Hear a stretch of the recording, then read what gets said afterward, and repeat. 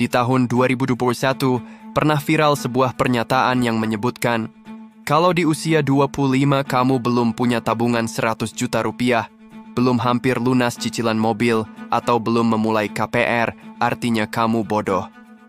Pernyataan ini kemudian menyebar luas di media sosial dan menimbulkan tekanan yang cukup besar bagi banyak anak muda Indonesia. Tapi, benarkah standar tersebut realistis? Faktanya, hanya sebagian kecil sekali anak muda Indonesia berusia 25 tahun yang benar-benar punya tabungan di atas 100 juta rupiah. Angkanya diperkirakan hanya sekitar 0,2 sampai 0,5% saja dari total populasi.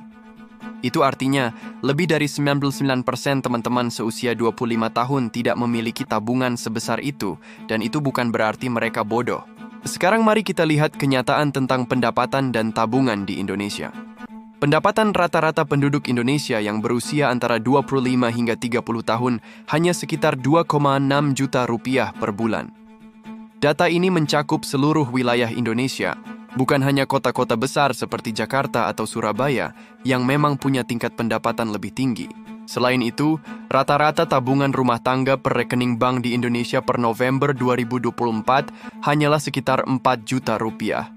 Angka ini menunjukkan bahwa kondisi keuangan masyarakat Indonesia secara umum memang masih terbatas. Lalu, kenapa banyak anak muda merasa tertekan dengan standar yang sebenarnya tidak realistis ini? Salah satu sebabnya adalah ekspektasi dari media sosial. Setiap hari kita melihat influencer yang memamerkan gaya hidup mewah, mobil mahal, liburan ke luar negeri, atau berbicara soal investasi bernilai ratusan juta hingga miliaran rupiah. Semua itu menciptakan kesan seolah-olah memiliki tabungan besar di usia muda adalah hal yang normal dan wajar. Padahal, kenyataannya tidak demikian.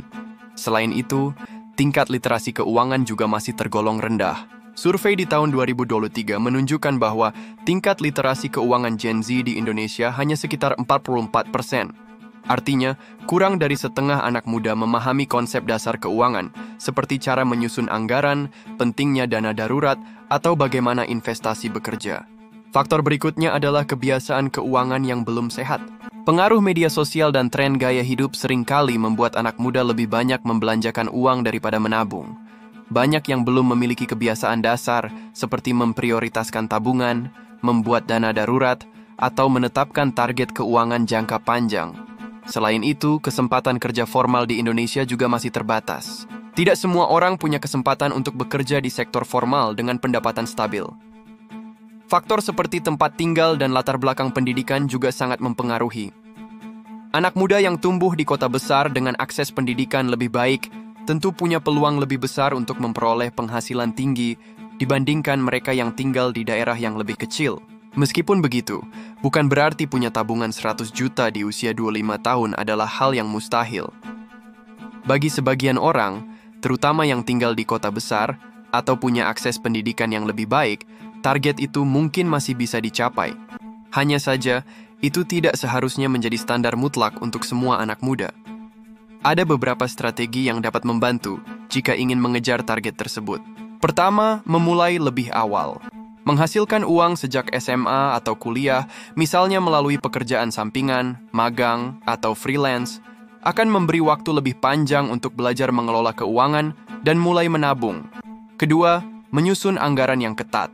Saat sudah memiliki penghasilan tetap, sebaiknya langsung menyisihkan sebagian untuk tabungan, bukan menabung dari sisa uang belanja. Prinsipnya adalah sisihkan, bukan sisa. Dengan begitu, gaya hidup akan menyesuaikan dengan anggaran, bukan sebaliknya. Ketiga, mencari pendapatan tambahan. Mengandalkan gaji pokok saja seringkali tidak cukup. Banyak anak muda mulai mencoba usaha sampingan, seperti berjualan online, dropshipping, membuat produk white label, atau menjual jasa sesuai keahlian mereka, seperti desain, penulisan, atau pemrograman. Keempat, aktif mencari peluang karier yang lebih baik. Misalnya dengan meningkatkan keterampilan, mengambil tanggung jawab baru di tempat kerja, atau berani pindah ke pekerjaan dengan prospek pendapatan yang lebih baik. Pada akhirnya, memiliki tabungan 100 juta di usia 25 tahun memang mungkin untuk sebagian orang. Namun bagi sebagian besar anak muda Indonesia, Target ini tidak realistis dan tidak seharusnya dijadikan standar baku yang menentukan pintar atau bodohnya seseorang. Yang lebih penting bukan sekadar mengejar angka tertentu, tetapi membangun kebiasaan keuangan yang sehat, belajar menyusun anggaran, memiliki dana darurat, meningkatkan keterampilan, dan mencari peluang menambah penghasilan. Dengan begitu, meskipun jumlah tabungan tidak sampai 100 juta di usia 25, kita tetap memiliki fondasi keuangan yang kuat untuk masa depan. Dan yang perlu diingat, apa yang sering kita lihat di media sosial hanyalah sebagian kecil dari kenyataan. Jangan sampai standar yang viral justru membuat kita kehilangan arah dan merasa gagal, padahal perjalanan finansial setiap orang itu berbeda-beda.